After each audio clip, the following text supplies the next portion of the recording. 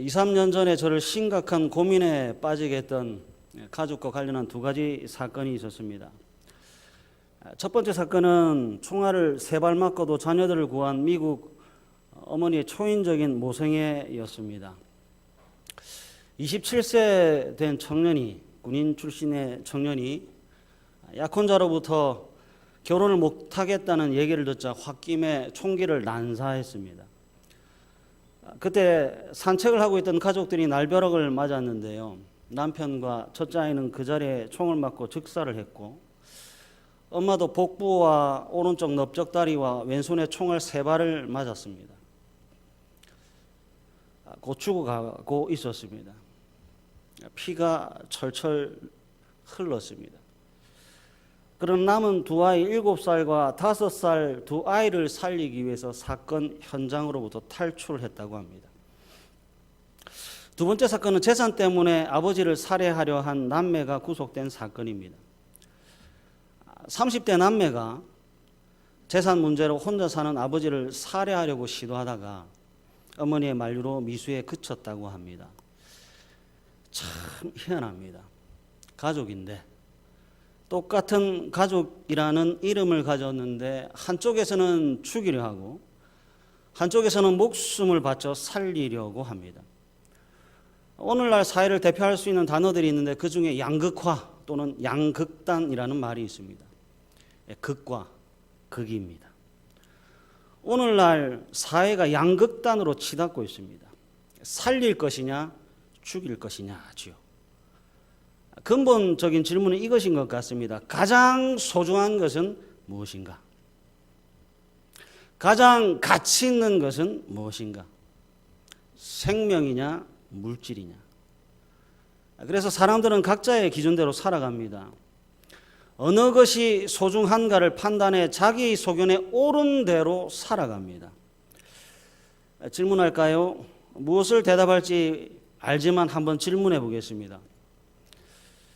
생명이 소중합니까? 물질이 소중합니까?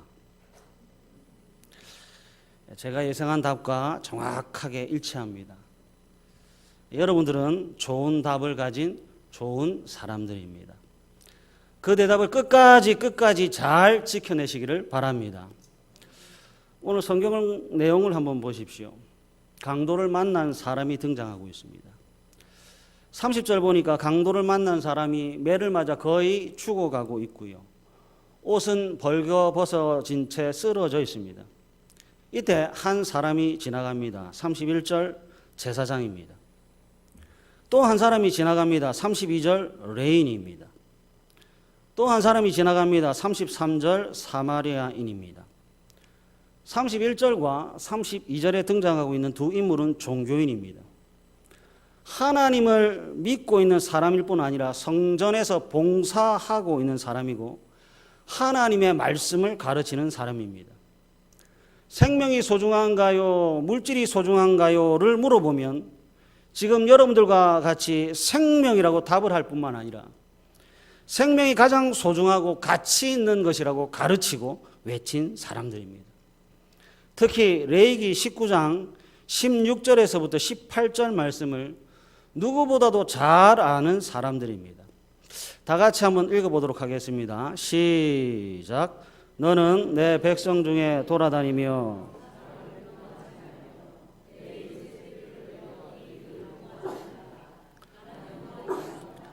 너는 내 형제를 마음으로 미워하지 말며 내 이웃을 반드시 견책하라. 그러면 내가 그에 대하여 죄를 담당하지 아니하리라. 원수를 갚지 말며 동포를 원망하지 말며 내 이웃 사랑하기를 내 자신과 같이 사랑하라. 나는 여호와니라. 아멘. 제사장이니까 알고요.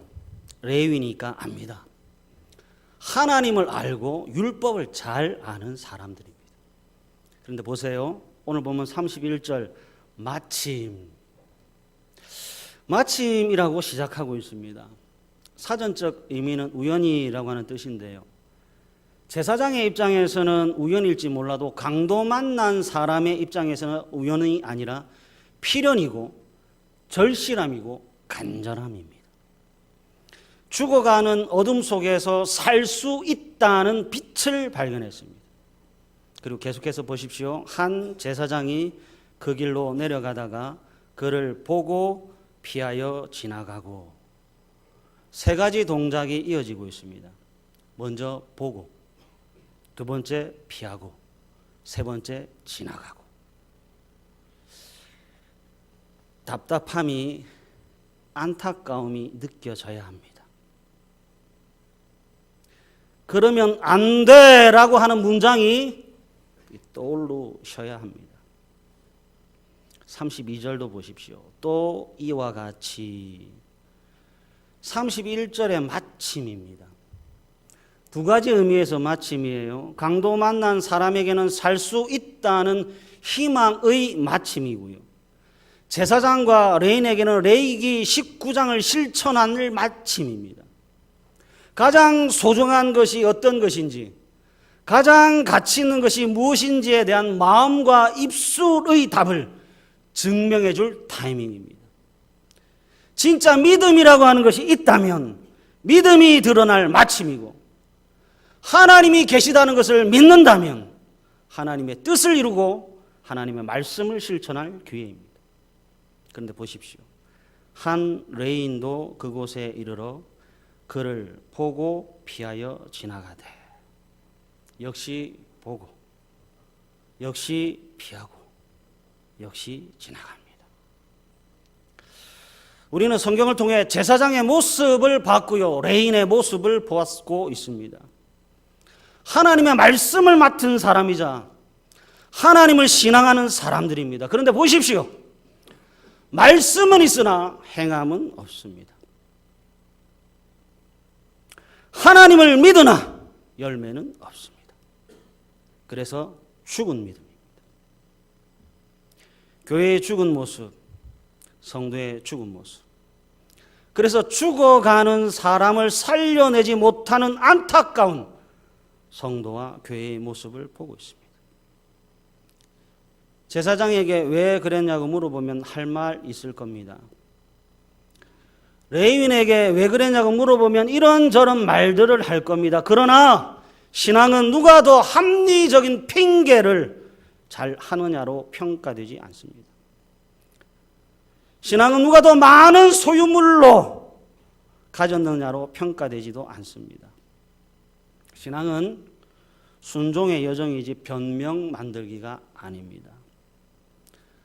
하나님은 우리에게, 저와 여러분에게 변명과 핑계를 듣겠다가 아니라 순종을 했느냐를 물어보실 겁니다. 제사장이 레위기 19장의 말씀을 버렸습니다. 그랬더니 살 수 있는 생명이 죽어가고 있습니다. 레위인이 코람데오 하나님 앞에서라고 하는 신적 의식이 없으니까 어둠에 빛을 비추지 못하고 살아날 생명이 죽어가고 있습니다. 어둠에 빛을 비추고 죽음에 생명을 줘야 하는 사람들이 방관하고 있습니다. 그래서 살아나지 못하고 여전히 소망 없이, 여전히 희망 없이 죽어가고 있습니다. 세상은 강도가 되어버렸고 교회도 강도가 되어버렸습니다. 탈취한 재물은 있는데 창고에 금은 보화는 그득한데 생명력은 잃어버렸습니다. 소금이 맛을 잃어버렸고 빛은 밝음을 잃어버렸습니다. 그렇게 강도의 소굴이 된 성전은 파괴됩니다. 사랑하는 가족 여러분, 사람이 사람을 사랑할 줄 모르는 것은 비극입니다. 사람이 사람을 사랑할 줄을 몰라요. 그 대표적인 인물이 강도입니다. 강도의 특징이 뭔지 아세요? 강도는 사람보다 물질을 더 가치 있게 생각합니다. 강도는 자기를 위해 사는 사람입니다. 누군가를 위해서가 아니라 자기를 위해서라면 기꺼이 범죄자가 되는 사람입니다. 그리고 강도는 쉽게 배를 채우려는 사람입니다. 수고한 것보다, 노력한 것보다 더 많은 것을 가지려고 하는 사람이 강도입니다. 상대방이 1년 농사를 지었다면 1년 농사한 것을 칼 한 번 휘둘러 쟁취하는 것이지요. 적은 노력으로 많은 이익을 남기려고 합니다. 편함은 있는데 정직이 없어요. 물질의 부유함은 있는데 마음과 영혼은 가난합니다. 힘과 무기와 능력은 있는데 중심에 사랑은 없어요. 자기 만족은 있는데 자기 희생은 없어요. 여러분 잘 들으십시오. 사람이 사람을 사랑할 줄 모를 때의 힘은 강도가 됩니다. 사람이 사람을 사랑할 줄 모를 때의 능력은 강도가 됩니다. 사람이 사람을 사랑할 줄 모를 때의 무기는 살인으로 연결됩니다. 힘과 무기로 타인의 것을 강탈하는 사람이 강도라면 강도의 가장 큰 슬픔은 힘을 키우기 전, 무기를 가지기 전 사람을 사랑하는 법을 배우지 못함에 있습니다. 그러니까 힘 가지기 전에 배울 게 있어요. 무기 가지기 전에 배울 게 있어요. 우리나라의 복지관 같은 곳에서 근무하는 한 여직원이 비민가에서 12살쯤 되는 소아마비로 한쪽 다리를 저는 아이를 알게 됐습니다. 아이를 만날 때마다 안타까운 마음이 더해져서 아이가 걸어갈 수 있는 방법을 팔방으로 수소문해 봤습니다. 유명한 정형외과에서 의사를 찾아가 소년에 대한 이야기를 했고요. 의사는 흔쾌히 수술을 승낙했습니다. 수술은 잘 됐고요. 아이는 시간이 지나 같은 또래의 아이들처럼 걷기도 하고 뛰기도 했습니다. 세월이 많이 흘러갔습니다. 이때 도움을 줬던 여자 직원은 중년 부인이 됐고 그분이 우연히 길에서 소년의 수술을 집도했던 의사를 만났습니다. 여러 가지 이야기를 나누는 중 의사가 자신이 수술했던 소년의 안부를 물었습니다. 그 소년은 지금 어떻게 지내고 있습니까? 지금쯤 성년이 됐을 텐데 훌륭한 의사가 돼 있나요? 아니면 과학자가 돼 있나요? 부인이 고개를 푹 숙이는 거예요. 그리고 대답을 합니다. 그 아이는 지금 여기 없습니다. 의사도 과학자도 아닌 살인자로 형기를 살고 있습니다. 그리고 이어서 대답합니다. 박사님, 우리는 그의 걷는 법만을 가르치려고 애를 썼지 그가 걸어가야 할 곳이 어디인지를 가르치지 못했습니다. 걷는 방법보다 걸어가야 할 방향을 가르쳐 주지 못했더니 소년은 살인자가 돼 버렸습니다. 걷기만 해서는 안 돼요. 걸어갈 방향도 알아야 합니다.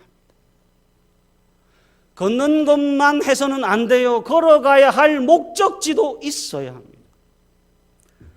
하늘에 계신 우리 아버지께서 우리를 부를 때 첫째 마음과 힘과 뜻과 정성을 다해 하나님을 사랑하라 하셨고 둘째 내 이웃을 내 자신과 같이 사랑하라고 하셨습니다. 하나님은 힘을 가지기 전에 사랑을, 능력을 가지기 전에 사랑을 외치셨습니다. 분명한 방향과 목적이 있습니다. 하나님은 우리를 강도로 부르신 것이 아니라 성도로 부르셨습니다. 그래서 도망가지 말고 물러서지 말고 뚜벅뚜벅 정해진 방향으로 걸어가야 합니다. 제사장도 걸어가야 하고 레인도 걸어가야 합니다. 제사장도 레인도 강도 만난 사람을 못 본 것이 아닙니다. 봤습니다. 그래서 피했습니다. 본 것의 결과가 피하는 것으로 드러났습니다. 분명히 봤습니다. 그리고 보지 못한 것처럼 그냥 지나갔습니다. 못 받다면 면죄부가 될지 모르겠습니다. 심각한 것은 받는데 피한 것에 있습니다. 하나님은 시험하시고 하나님은 확인합니다. 진짜인가 가짜인가를 확인합니다. 믿는가 믿지 않는가를 확인합니다. 참 믿음인지 죽은 믿음인지를 확인합니다. 하나님의 시험이 있고 하나님의 확인이 있습니다. 그래서 여러분 물러나면 안 되고 도망가서도 안 됩니다. 믿음은 전진하는 것이지 후퇴하는 것 아닙니다. 제사장이 실패했고 레인이 실패했습니다. 두 손에 피는 묻지 않았습니다. 손해본 것은 없습니다. 그러나 하나님 앞에서 제사장도 레인도 강도들입니다. 사랑하는 가족 여러분, 신앙은 책임 있는 행동입니다. 한 말에 대한 책임이 있고 들은 말씀에 대한 책임이 있습니다. 하나님이 확인하고 싶은 것은 바로 이겁니다. 진짜인가 가짜인가. 얼마나 많은 신지식을 가지고 있는가가 아니라 오늘 본문 33절 여기에 불쌍히 여기는 마음이 내 안에 있는가 하는 겁니다. 그래서 34절과 35절 책임이라고 하는 것과 자기 희생이 있는가 하는 거죠. 요만한 어린아이에서 어른에 이르기까지 그리고 세상과 교회 모두에게 제사장과 레인과 사마리아인 이 세 사람 중에서 누가 착한 사람입니까를 물어보면 모두 33절 사마리아 사람이라고 답을 합니다. 이 세 명 중에서 누가 인생을 바르게 잘 살고 있습니까를 물어보면 역시 사마리아 사람이라고 답을 합니다. 그러나 대부분의 사람들이 33절에 등장하는 사람들처럼 살지 못합니다. 왜 그럴까요? 착한 것이 무엇인지 알아요. 어떤 것이 잘 사는 것인지 알면서 왜 그렇게 살지 못하는지요? 희생이 따르고 손해를 보기 때문입니까? 이것보다 더 근본적인 이유는 마음이 없기 때문에 그렇습니다. 사랑이 없어요. 마음이 없고 사랑이 없으니까 책임도 없고 희생도 없는 거예요. 그래서 그냥 내 갈 길만 가는 겁니다. 남이야 아프든지 말든지, 남이야 죽든지 말든지 나와는 아무런 상관이 없다는 거지요. 그러나 마음이 있고 사랑이 있으면 34절 기름과 포도주를 기꺼이 사용합니다. 내가 타려고 준비한 짐승을 기꺼이 빌려줍니다. 35절 내가 땀 흘리고 수고해서 번 돈을 사용합니다. 마음이 있으면 책임을 지고 사랑을 하면 희생도 감수합니다. 마음이 있으면 책임을 지고요. 사랑을 하면 희생도 감수합니다. 가난한 부부가 있었습니다. 크리스마스가 다가왔고 돈은 없습니다. 그래서 남편은 자신의 전 재산이라고 할 수 있는 시계를 팔아 아내의 머리핀을 샀고요. 아내는 자신의 전 재산이라고 할 수 있는 머리카락을 잘라 남편의 시계줄을 선물로 샀습니다. 두 사람은 기뻤고 행복했습니다. 시계를 팔았다는 것이 조금 더 슬프지 않았고 머리카락을 잘랐다는 것이 조금 더 후회가 되지 않았습니다. 크리스마스 날 두 사람은 서로 기쁜 마음으로 자신의 선물을 상대에게 줍니다. 아내의 머리에 머리띠를 해주기 위해 모자를 벗기다 남편이 놀랍니다. 아내가 남편의 시계에 시계줄을 달아주기 위해 시계를 찾습니다. 그리고 서로 부둥켜 안고 웁니다. 아내가 잘려진 머리카락을 바라보며 우는 남편을 향해 이렇게 말하지요. 제가 가지고 있는 머리칼은 하나하나 셀 수 있을지 몰라도 당신에 대한 제 애정은 셀 수 없을 겁니다. 사랑하는 가족 여러분, 마음이라고 하는 것은 언제나 책임과 연결됩니다. 사랑이라고 하는 것은 언제나 희생과 연결됩니다. 그래서 성경은 이렇게 말합니다. 빌립보서 2장 5절에서부터 8절 말씀인데요. 우리 다 같이 한번 큰 소리로 읽도록 하겠습니다. 시작. 너희 안에 이 마음을 품으라.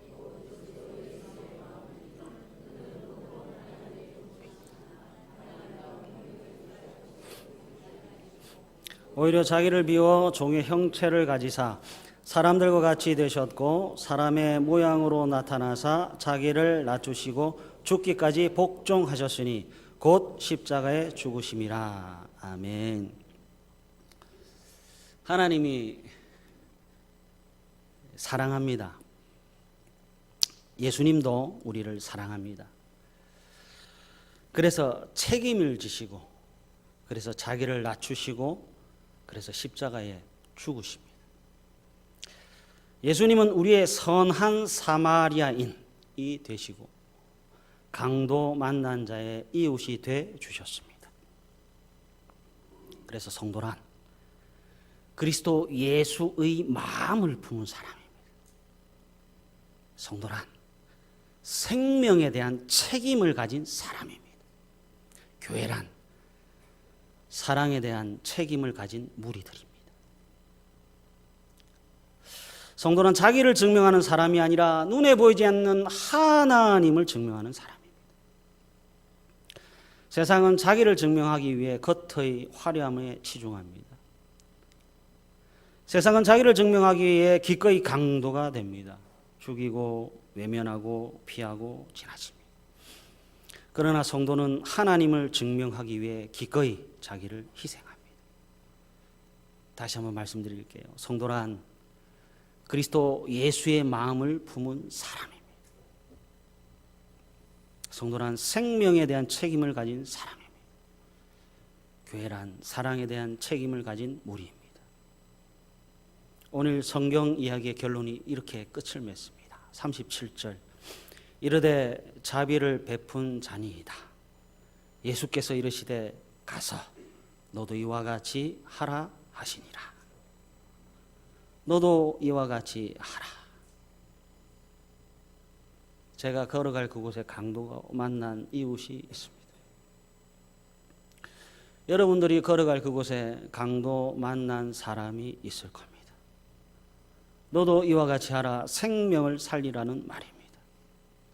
인생에 있어서 가장 고귀하고 존귀하고 소중한 것을 하라는 말씀입니다. 예수님의 요구는 모든 인생이 잃어버린 소중한 것, 고귀한 것을 회복하라는 말씀입니다. 가장 존귀하고 가장 소중한 것은 금덩어리가 아니라 사람이고, 이 세상에서 가장 고귀한 것은 생명이라고 하는 겁니다. 그래서 생명을 위해 살라고 예수님께서 말씀하고 계세요. 돈 때문에, 물질 때문에 사람을 때리고 죽이는 강도 되지 말고, 이익이라고 하는 것에 눈이 멀어 사람을 죽이는 강도 되지 말고, 재산 때문에 부모를 해치는 강도가 되지 말고 사랑하라는 겁니다. 성공이라고 하는 것을 위해 죽어가는 사람을 보고 피하고 지나치지 말고, 생명을 살리기 위해 물질을 사용하고 사랑 때문에 희생하라는 말씀입니다. 마지막으로 말씀을 한 곳 읽고 설교를 마치려고 합니다. 야고보서 2장 13절에서부터 17절 말씀입니다. 다 같이 한번 큰 소리로 읽겠습니다. 시작. 긍휼을 행하지 아니하는 자에게는 긍휼 없는 심판이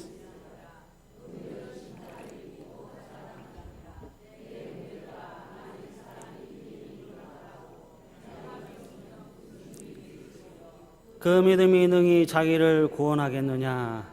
만일 형제나 자매가 헐벗고 일용할 양식이 없는데 너희 중에 누구든지 그에게 이르되 평안히 가라, 덥게 하라, 배부르게 하라 하며 그 몸에 쓸 것을 주지 아니하면 무슨 유익이 있으리요. 이와 같이 행함이 없는 믿음은 그 자체가 죽은 것이라. 아멘. 사랑하는 가족 여러분, 저는 모르지만 하나님은 아세요.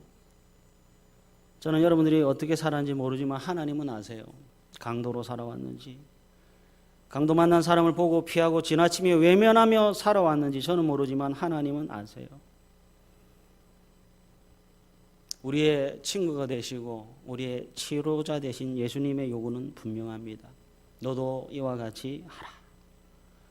우리는 예수님의 가족입니다. 우리는 생명과 사랑에 대한 책임을 가진 성도들입니다. 할 수만 있다면 사랑하십시오. 강도가 되지 마시고 선한 이웃이 되십시오. 희생하고 인내하고 참는 것은 약해서가 아니라 강하기 때문이며 사랑하기 때문이며 믿음 때문이며 우리가 살아있다는 증거이기 때문에 그렇습니다. 옳은 것과 바른 것과 말씀과 진리의 요구에 귀를 기울이시고 죽어가는 사람을 불쌍히 여기시는 강도 만난 자의 이웃들이 되시기를, 희망과 소망과 기쁨과 즐거움을 나누는 어둠을 비추는 빛과 소금들이 되시기를 간절히 바랍니다.